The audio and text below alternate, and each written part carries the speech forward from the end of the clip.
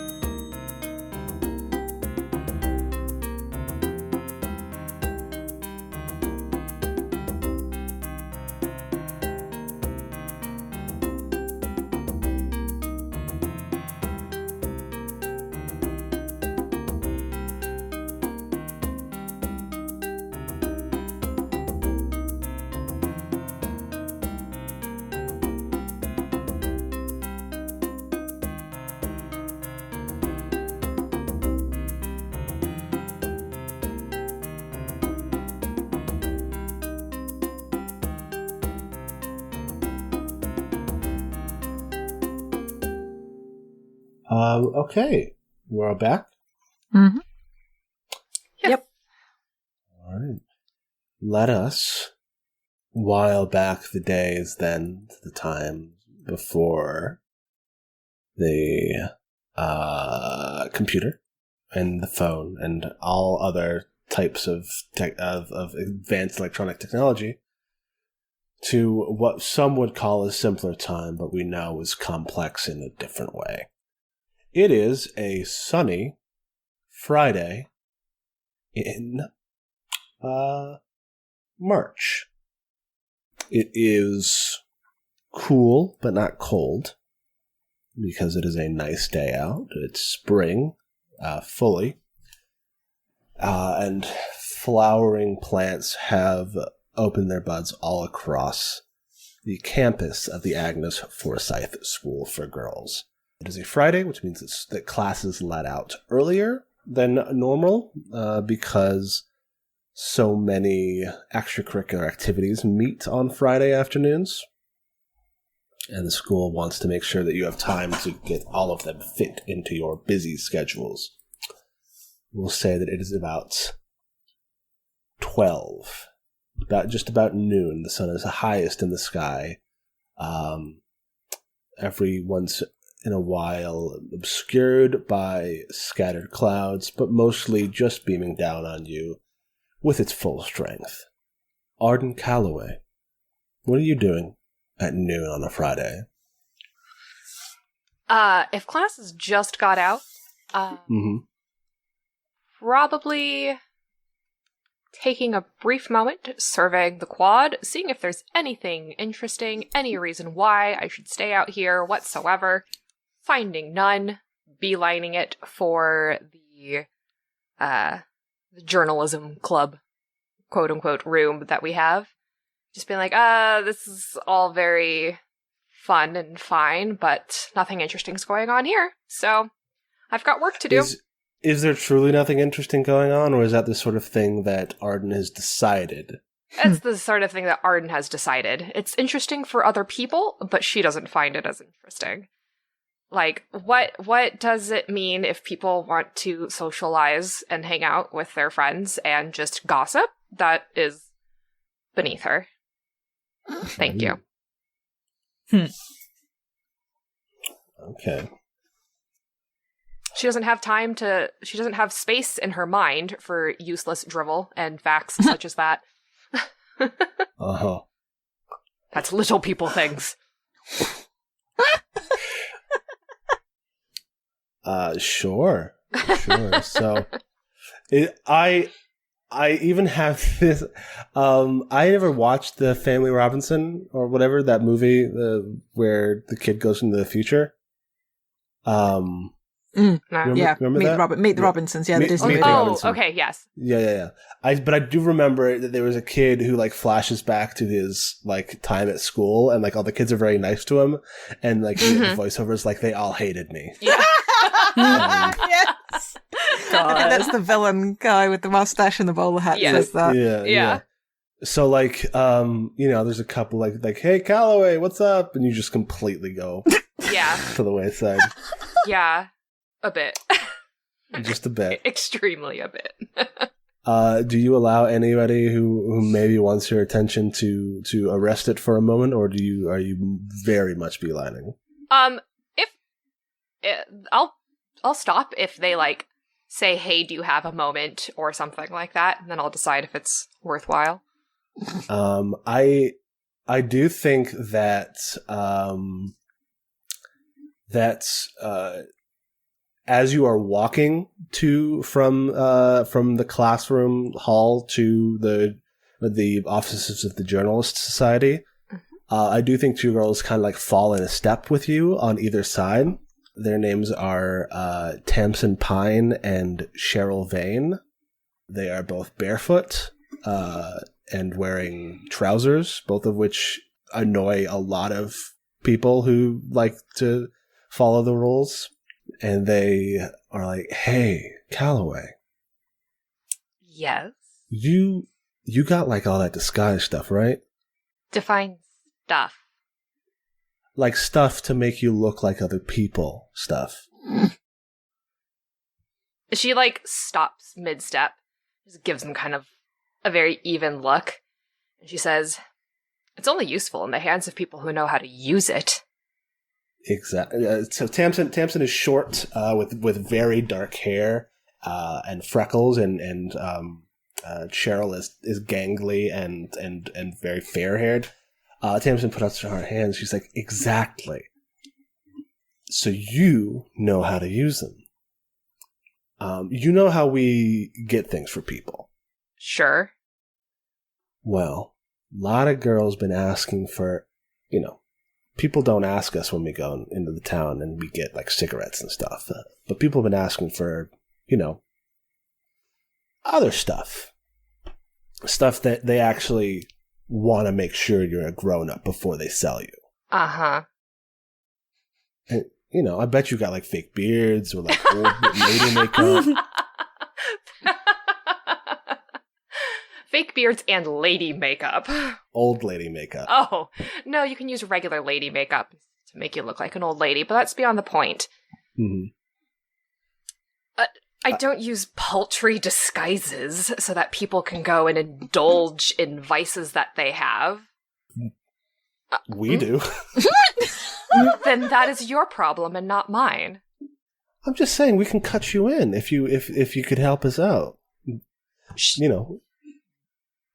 And what do you have to offer me that would make this so worth my while? Well, I'm just saying, Strong start. A pack of beer at the liquor store is, $2. We sell each bottle for 25 cents. We keep 15. You get a dime each bottle sold. Arden looks very unimpressed. Listen, we can't all have fancy, family money. Some of our parents are spending everything they can just to get us into the school. Yeah, all right. Then you can keep the money for yourselves. You don't have to cut me in. I want something worth my while. Oh? Like what's that? You're supposed to tell me to make me interested. That's how this works.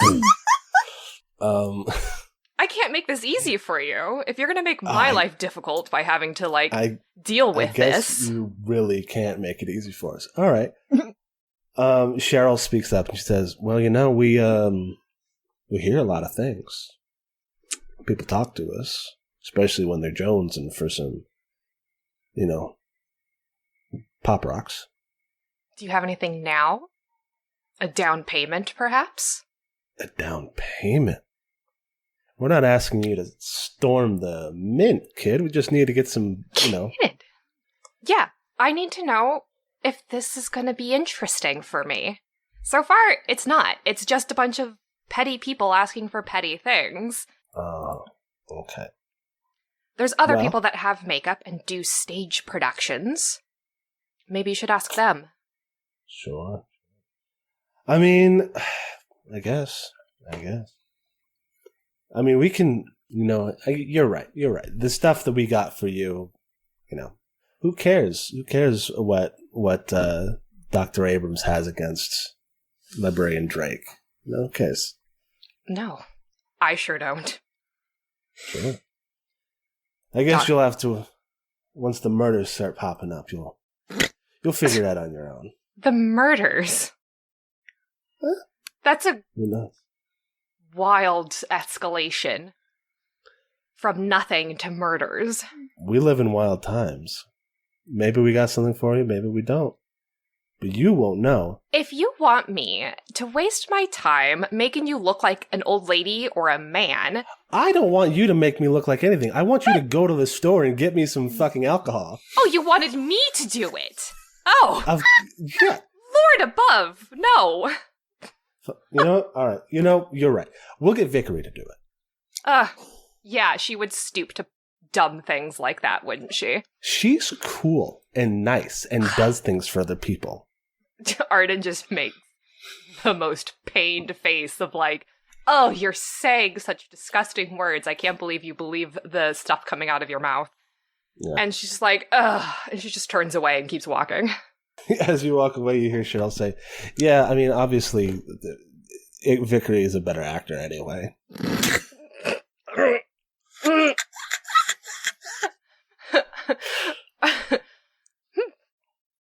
Arden keeps walking. I was going to say, is that apoplexy in character? Just like... Yes.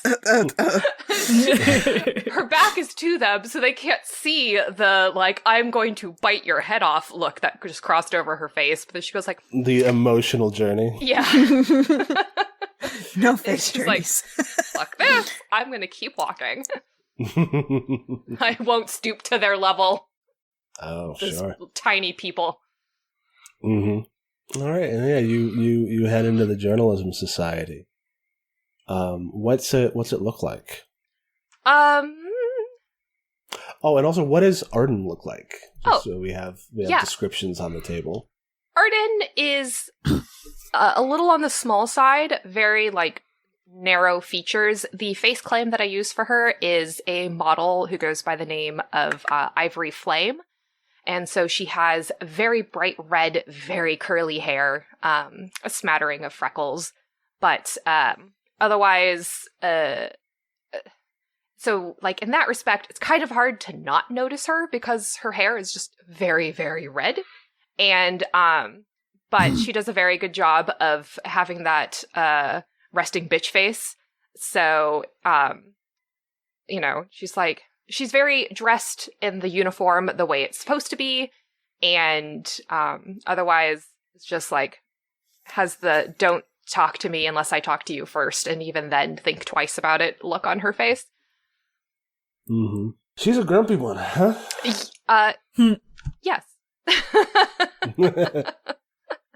Sure. And the our Journalism Society, I think it has a nice tall window. It definitely looks like the building that we picked has some tall windows, like right there. So it's on second floor. I like. You got some wind. Jesus, you got the sun coming in, and it is sparsely decorated in a way that there's space to work, especially if we have to roll out the quote-unquote crime board and paranoia boards, respectively. And there's enough space to be able to get all of the clues laid out, and enough space for her to pace, should she require it. And a few desks, only two others actually have stuff on them. There's probably like 2 or 3 empty desks for club members that they don't have. But so it looks like it's not used until they get deep into a case, as Arden likes to call it, or a story, and then there's like a flurry of activity always. But in between, it's very quiet and empty. Awesome. And so, what does Arden do when she gets in? She just kind of like goes up to one of the desks and tosses her bag down on it, and I think she just like sits there for a moment, contemplates doing homework, starts to like work on homework, and then gets bored of that, and then immediately. I like the idea of like there's a bookshelf with like old issues of the newspaper, and then also quote unquote cold cases, or just like a notebook she has of interesting rumors to see if there's anything worth her while. And so what are some of those? Well, I was going to say, definitely she opens it up and starts writing down what just happened, and just being like, should keep an eye on these two, should probably also inform Beatrix that Isabella might be up to something. And so she like starts like a whole new page and like starts talking about the conversation with Tamsin and Cheryl, and just being like, you know, gotta find something on these girls, so either they'll leave me alone or learn to come to me with more interesting topics. Sure. So what other sorts of cold cases or rumors have you been looking into recently? Oh, geez. There's probably, you know, her own variation of like what sort of gossip she hears about the teachers, and so she goes to the page for Dr. I don't remember the name you gave me. Dr. Abrams is the professor of literature. Okay, so she goes to like Dr. Abrams' page. She has like pages and sections for each of them, so like a nice tabbed out traveler's journal style, and just like adds on that, you know, extreme dislike for drink ? And then underneath it, murders, underline, question mark. And then she looks at it, frowns, crosses it out because that's just dumb. That doesn't make any sense. Sure. But it's, I think it's just kind of like on any of the teachers, especially teachers that she has, and just like little notes of things that she's observed. So I don't know specifically what kind of teachers, but one of them, go ahead. I mean, yeah, you can come up with stuff is what I'm saying. You can just make things up. I am not awake enough to make up witty little observations. But, you know, it definitely has to do with the way one teacher styles their hair differently on certain days of the week, and going, affair, ? And then another teacher who walks with a limp going, like, did they serve in the war or did they get into a crime fight? You know, because, you know, just weird little things like that, and just kind of anything to make her pay attention. This is how she pays attention in class. And I say pays attention. She's not really paying attention. And a few notes on other students and things like that. And it's a list of places that she sees them going on campus and times that she notices that they're not on campus. And so, yeah, I can't think of a lot of little, but they're all like small little observational details that are obviously, she does this while sitting around listening to lectures or from her position in the journalism room, just like observing out, or in the library. She can like look out into the quad and stuff like that and watch other students. Cool. All right, so we see Arden Calloway scribbling in her notebook, writing down all of the things that has happened today that could have potential criminal connotations.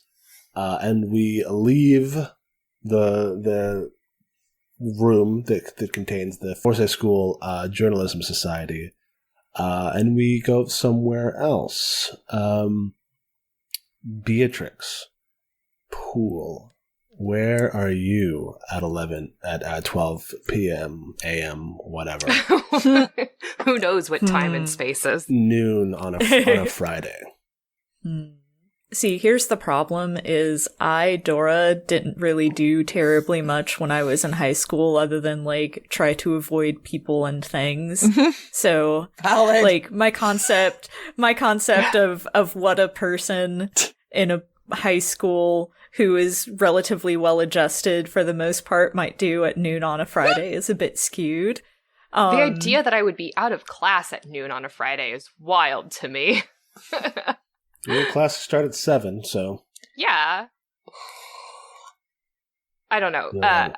When I was in high school, I'm the older sibling, so by the time I would have had a free afternoon, I still had to drive my sister around, so, you know, I had to wait for her. Or band, or choir, or drama. I was that kid. Nice. All three. Triple threat. Matt, I say this with all love and respect. None of that is surprising to me to hear. No, I know. It shouldn't be surprising to anyone. Yes, I was a band kid. So I think Beatrix, I almost want to say that maybe there's, like, a little student council get-together on the quad. Mm-hmm. Like, I'm just imagining a bunch of people with, like, you know, a bunch of girls with, like, prefect badges or something sitting around the quad with little sandwiches. Sure. I don't know why that image is so vivid to me, but here we are. This is mostly so are prefects part of student council, or are they just part of the disciplinary branch of the school? I don't know. How is do prefects? Are prefects a thing in American schools? They are in this one.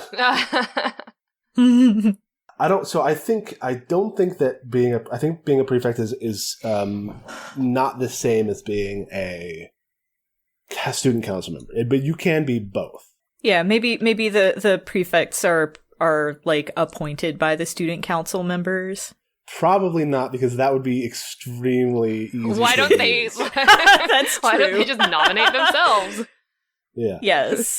Prefects are probably done through the administration, but there's definitely some overlap because of if you're a prefect, you probably care a lot about the school enough to have like a voice in it. Yeah. They probably draw together either way. So you're with student council members and prefects, and you're all kind of just sitting at this little picnic table out on one of the quads. There are do you have any like friends in either of those groups? Yeah, I like to think that Beatrix is like a decently outgoing individual.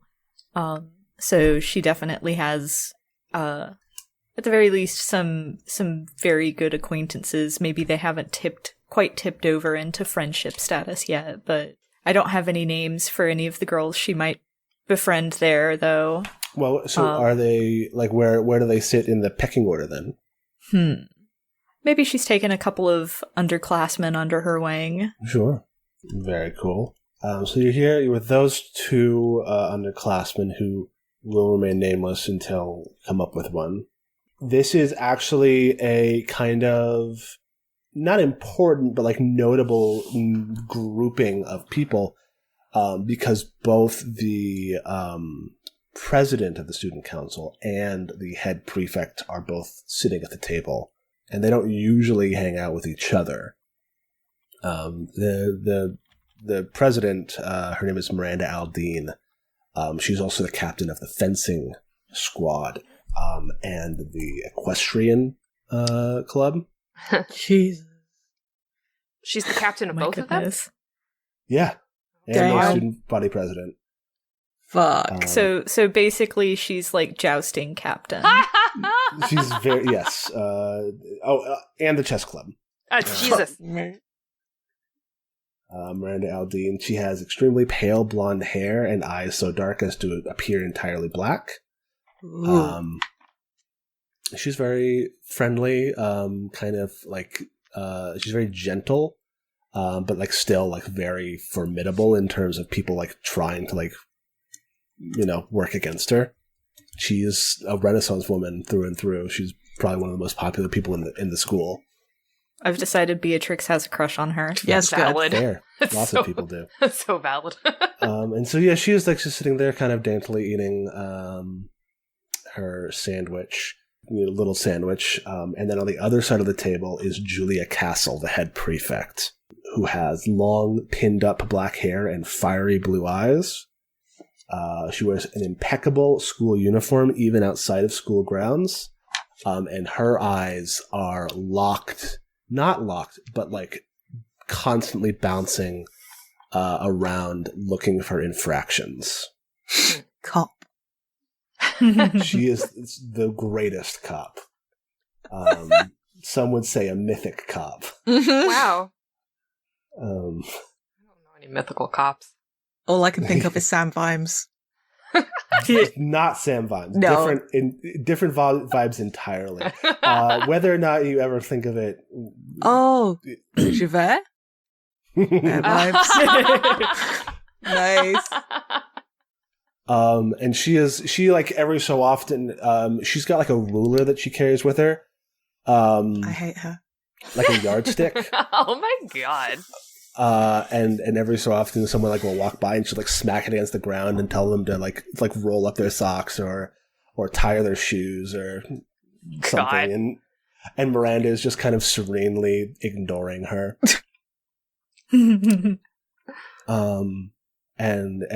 so she's just talking, like she's like, honestly, we very much need to talk about drafting new amendments to the school charter to ensure that dress code violations are more properly enforced and disciplined. There are girls walking around with and she like lists, like rattles off like 6 types of shoes that you're not supposed to wear. And I've heard rumors that there are 2 girls who go around wearing no shoes at all, which is truly heinous. Arden distantly, it is. I have to look at their feet. I can tell you where they walked specifically. Mm-hmm. This is so funny because of what I'm planning for Jack. Jack, please don't walk around barefoot. Oh no. Okay. No. Good. Yes. And she's like, and she even says, like, not to mention the rampant, unauthorized extracurricular activity that is taking place within these very halls. Don't think I don't know about your little fight club president. Oh my gosh, she has a fight club. I love her. And Miranda says, I truly have no idea what you're talking about. I love her. Yeah, I think Beatrix would kind of come to Miranda's defense and be like, the physical sports are an important part of every girl's upbringing. It's admirable that Miranda would try to encourage girls to express themselves through physical motion. She said gaily. Yeah, I was gonna Yeah. Well, of course, I have no idea what Miss Castle is referring to. I do agree that the language of the body is the most universal of all. And she, like, kind of very, very lightly, like, puts a hand on your shoulder and smiles at you and then goes back to her sandwich. Julia, like, gives this big huff and she's like, betrayed from within my own circle. She stands very stiffly and says, Miss Poole, perhaps you should ruminate on the nature of your allegiance And she steps on her heel and just marches away. Everywhere she goes, it's very much like a march. She's really got something going on, doesn't she? Says Miranda. It certainly does seem that way. Maybe I'm certainly not one to advocate the loosening of morals or anything like that, but maybe she could stand to do something to let her hair down every once in a while. Soon, yes. Even, of course, I would never advocate for the loosening of morals, but perhaps her interpretation could use some work. Beatrix, have you ever done any fencing? I kind of blush a little bit and look down at my sandwich, and I'm just like, oh no, I never really had the time with my mother and everything. Of course. Well, while you are here at school, it would be truly tragic if you did not experience life to the fullest. Perhaps if you ever have any interest in the artistry of martial combat, you should think about joining the fencing club. You know, the sword has been a symbol of power and majesty the world over for thousands of years. I'll certainly give it consideration. Of course. You have a great day. I should get back to it. And she stands up and four other girls stand up at the exact same time and head off with her. I'm really enjoying playing Spot the Mythos in the NPC game. Yeah. And I'm not going to say anything. Fair. And so she heads off. What's next on Beatrix's plate? I think Beatrix just kind of sits there for a moment watching Miranda go, and then remembers that everything else exists, and quickly finishes her lunch, and then I feel like she should have some sort of obligation that she needs to get to, but I'm not sure what it should be. Again, because it's I never really got involved with much in high school, so it's just what do kids do? You've got the day. You can do whatever you want. Although I guess if you have an obligation, you should do that. Yeah. Well, I don't know. Your themes, Paragon of Propriety, Mother Knows Best, Defining Event, none of those really reflect a particular, in-school obligation beyond maybe Paragon of Propriety, which is just, be good, I guess. Yeah. And anyone else can think of things that might be what Beatrix needs to do. You're welcome to shout it out. I don't know. Is it is there a women in STEM society? Is it too early to have that kind of a vibe at a school for girls? Or I don't know. Some kind Google a list of prefect duties. Mm-hmm. I was trying to think of extracurriculars that might fit the character painting that's here. Mm-hmm.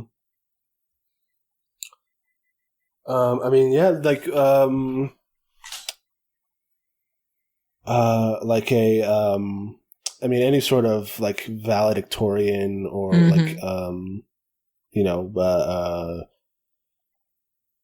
the group for getting good grades. Mm-hmm. The Society for Being Smart. This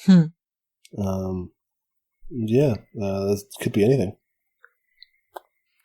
It's a very, does she have any extracurriculars outside of being a prefect? And on the student council? Oh god. Is she the kind of person who's involved with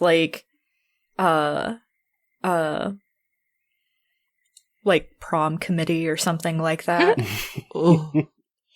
Could be. You certainly could be. Oh man. So I don't know if there's any upcoming school events, but maybe there should be that she can be helping plan. Yeah, I mean that could also just like you might be with a certain group of student council, but that would probably also fall under student council stuff. So you might meet with the student council planning event committee. Yeah, that feels like something that she would be doing on a Friday afternoon. Mm-hmm. 1950s school events. Mm-hmm. Doing something similar. It could be, maybe like some sort of rally, or it could be that there's like a boys' school in the city that you're like. There's like some sort of dance that is being organized. It's March, so it's spring. Mm-hmm. So that could be like prom. I guess I don't know if prom was a thing all the way back then. Spring fling. Spring fling all seems even earlier. I don't even know. When was prom invented? Oh, the 1800s. Okay, a promenade. When was prom invented? Promenade dance. Yes. Yeah, some sort of like debutante ball. Oh, there's a Sadie Hawkins dances have been around since 1937. Whoa.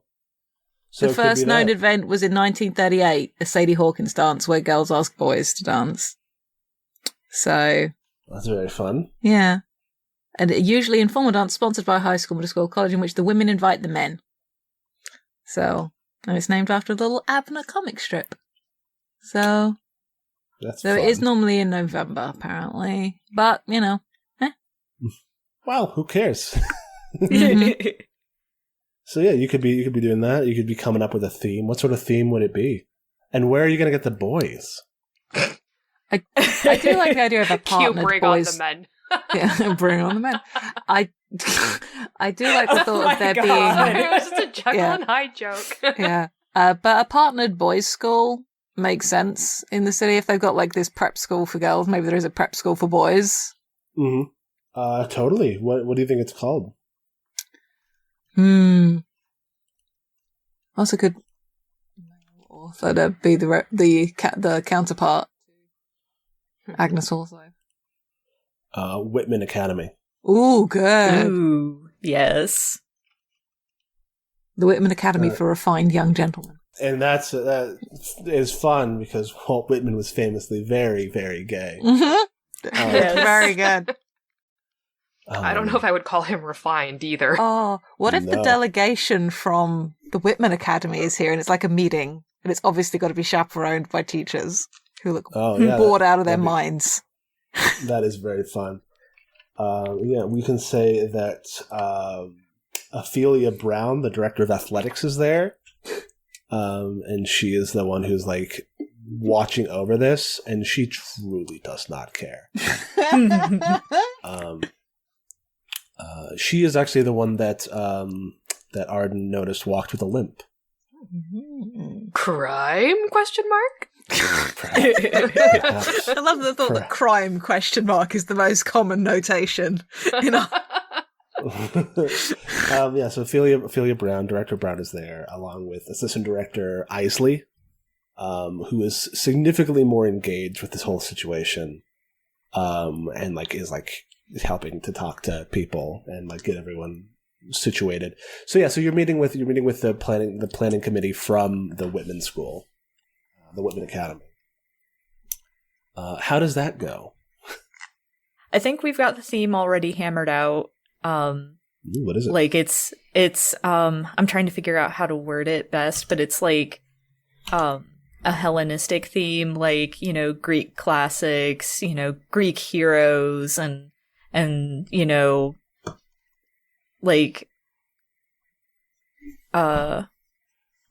of the boys says Bacchanalia, and Isley says, "No, not Bacchanalia."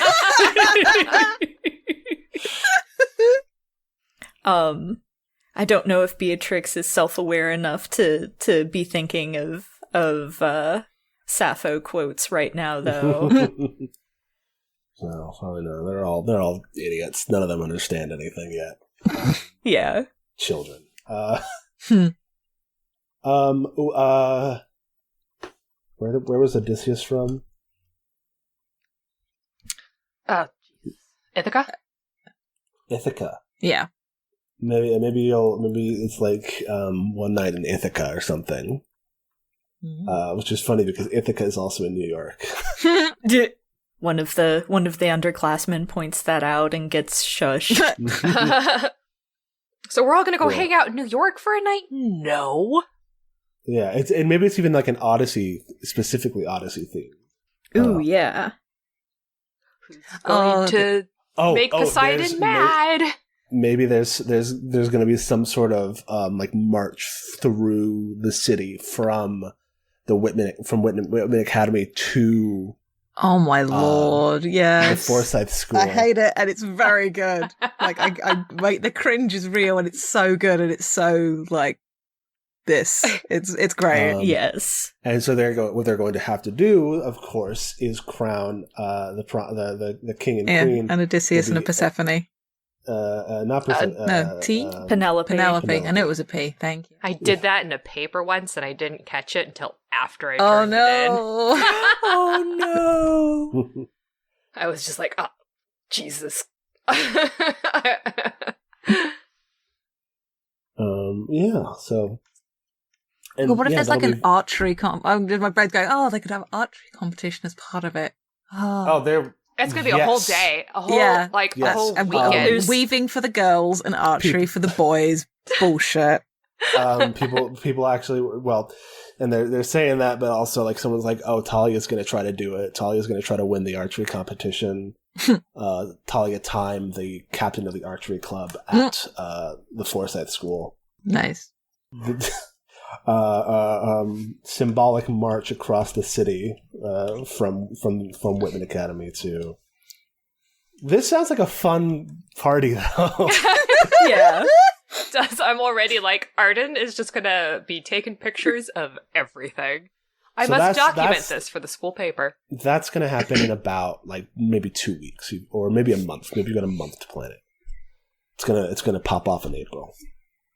Yeah. And this is like it's a very fun kind of like almost a little bit rowdy like idea session. As these young men from the Whitman Academy throw around ideas to you, and it's probably pretty fun it's fun to plan things. And while you're like furiously writing down notes and ideas and plans, we pan away from wherever this is taking place, maybe Vernon Hall, to find our final crew member. Jack, where are you at noon on a Friday?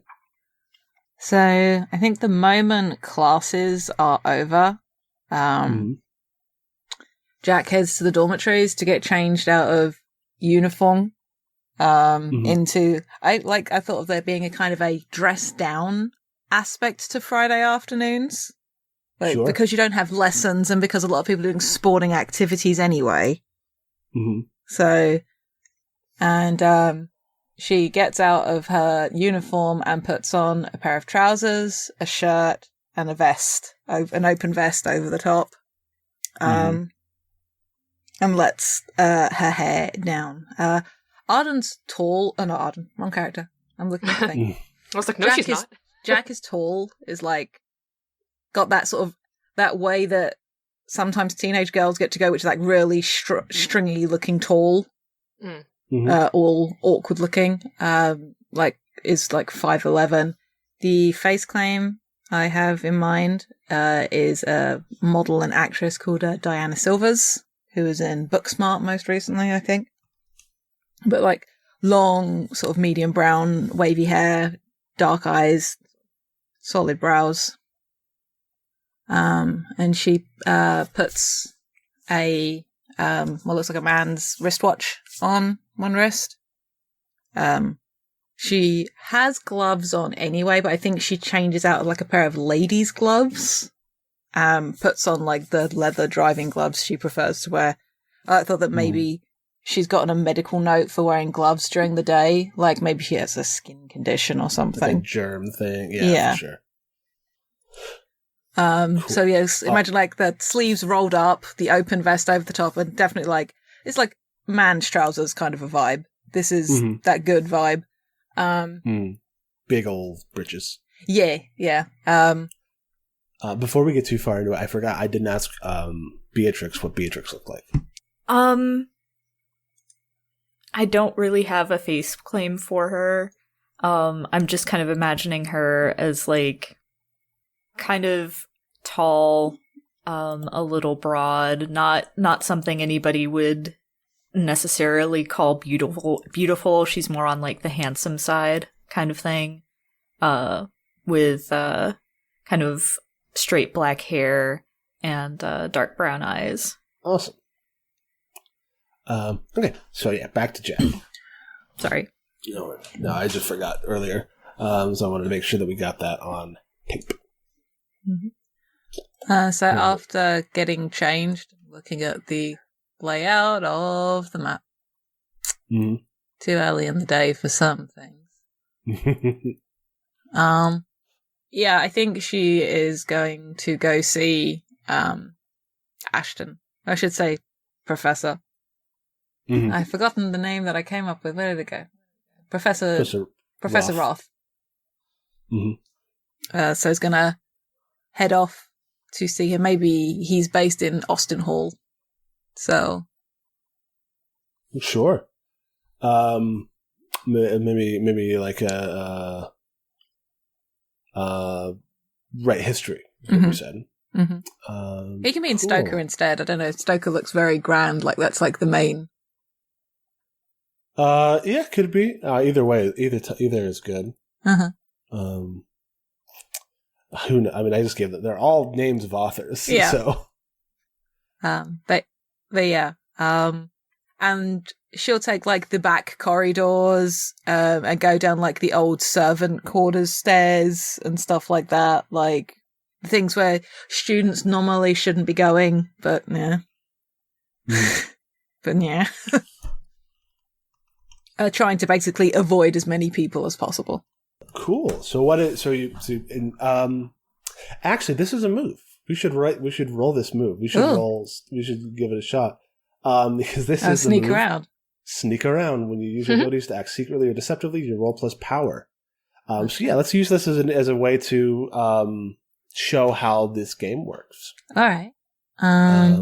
So you look at your themes and see what of your power tags could help you sneak around. Okay. I've got a couple. I know where that is.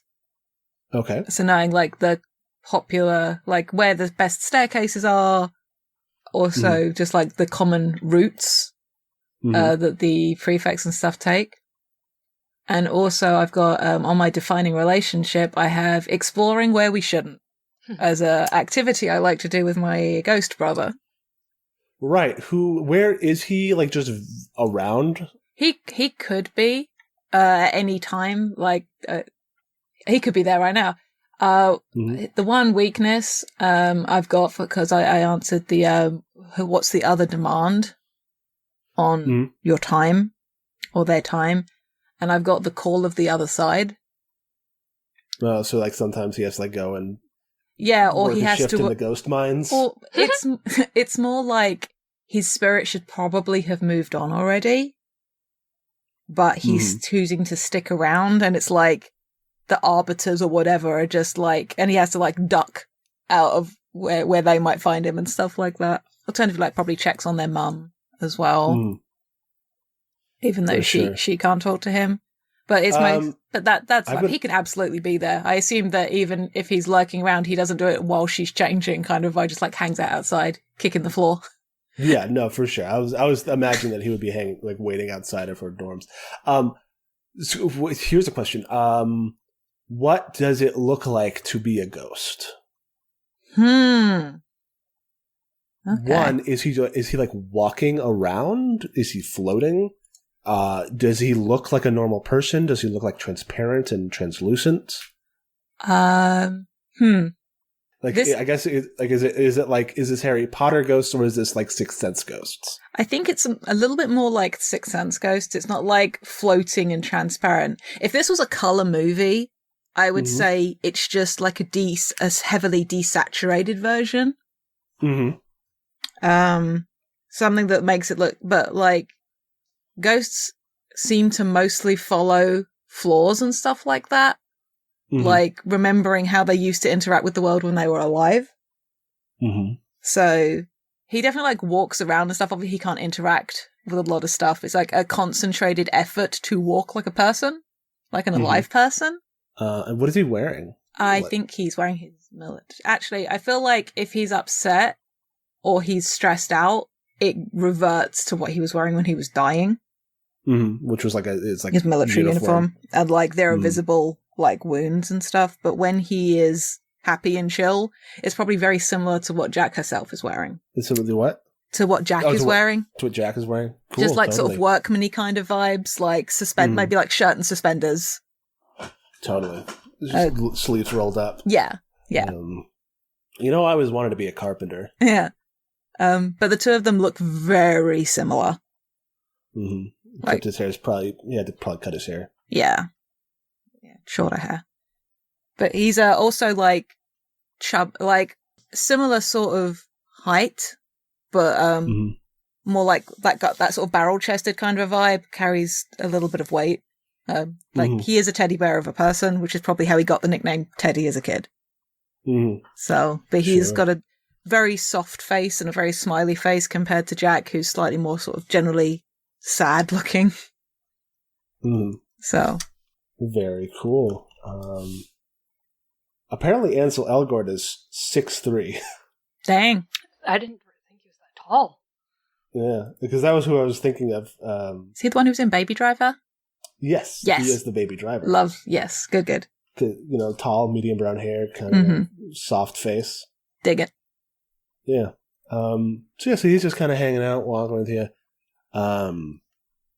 You're two of you are sneaking around. Roll sneak around. I actually rolled go toe to toe, but that doesn't. So I've got those two things ticked. I know where that is, and exploring where we shouldn't. So it gives me +2 power to the roll, and it's sneak around. Sneak around. Okay. I did click the thing. Oh, wait, there we go. Good roll. Okay. Yeah. Did it go? I got a 7. I'm waiting for it to click. Yeah, it wasn't showing up for me. Mild success. Are you sure that's on sneak around or going toe to toe? That's on sneak around. Okay. For whatever reason, it's not showing up for me. Do you want me to? Weird. Anyway, what does a mild success do? It gets complicated. The MC chooses one. Someone unimportant noticed you, but that just made them important, right? You are perceived only by a secondary sense. Someone picks up your scent while you're sneaking. You're seen whispering a message, but the message is not heard. Or you must leave something important behind or be discovered. Ooh, okay. Love me a mixed success. I choose one. Okay, cool. Yeah, MC does. Mm-hmm. So you're like walking through these back rooms. Mm-hmm. There it is. And you're chatting with Teddy. What are you chatting about? I'm asking him what gossip because he finds lessons boring, so he's often wandering around. So I'm asking him if he's seen or heard anything interesting this morning. Yeah. Just like, I don't know if he's a gossip, but like either stuff he's overheard from the living or anything anyone else dead has told him. Well, there's, I don't know, the ways of mortals are mysterious to me. I don't know what passes for interesting these days. You are so full of it. Well, it looks like those two delinquents are trying to get booze from your friend. Oh, God. They tried to get Arden to do that? Yeah, I guess because she's like, I don't know, master of disguise. Yeah, but there are easier ways to get things in this life. Yeah, like, it's actually, put a tear to my eye. I was kind of looking forward to oh, Jesus, what is happening? My cat stepped on my computer and a pop-up opened. Oh, no. I was looking forward to being the older brother who buys you booze, but I get, life gets in the way. Or, he like does like a noose motion. She just smiles at him like, you goober. God. I'm allowed to do gallows humor. I was the one who died. That hardly seems fair. he's like chill about it. I think. I think It was rough for like a year or two, but he's like settled into it. Mm-hmm. But they still don't have any, so might be a way to get in with the cool kids. It's like does the full like sucking on a lemon face. You sound like her now. I don't want to be in with them, Ted. Like, all right, I'm just saying, you're living your best years is all. This is my best years. Well, no. Hopefully, if you're lucky, they won't be. If you're lucky, every year will be your best year, and it'll just keep getting better. But we don't live in a very lucky world. So I just want, shut up. You shut up. and then you just walk into a girl. Okay, cool.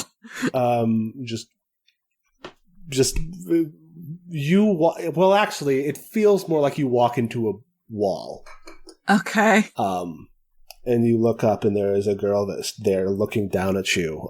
She is probably like eye to eye with you, but like it's like a much more filled out. Like she's framed. She's like big. Yeah. Lacrosse player. Yeah, kind of. She's got big eyes. But like not the kind of eyes that look like they're nervous. Yeah. The kind of eyes that look like they're watching. Okay, cool. And she says, "Oh my, I'm sorry. Oh no, it's fine. I wasn't looking where I was going." And she picks you up. Okay. Hi. Takes you to, like reaches down. Her hands are extremely strong. Okay. She's definitely alive. This is a fellow student I know. This isn't a ghost. She's definitely she's not a ghost. Okay. Her hands are pretty cold though. Kind of tingly where her like skin touches your skin. Okay. Like her hand is like wraps around your wrist like the entire wrist. Okay. Do I know her? You might have seen her around. You know a lot of people just like by reputation and by like look. Her name is Jane Dearborn. Okay. She is also here on a scholarship, actually. Okay, cool. And Teddy like kind of is like looking at it and she's like, "Jack, this girl's giving me a weird vibe." And she says, "Who said that?"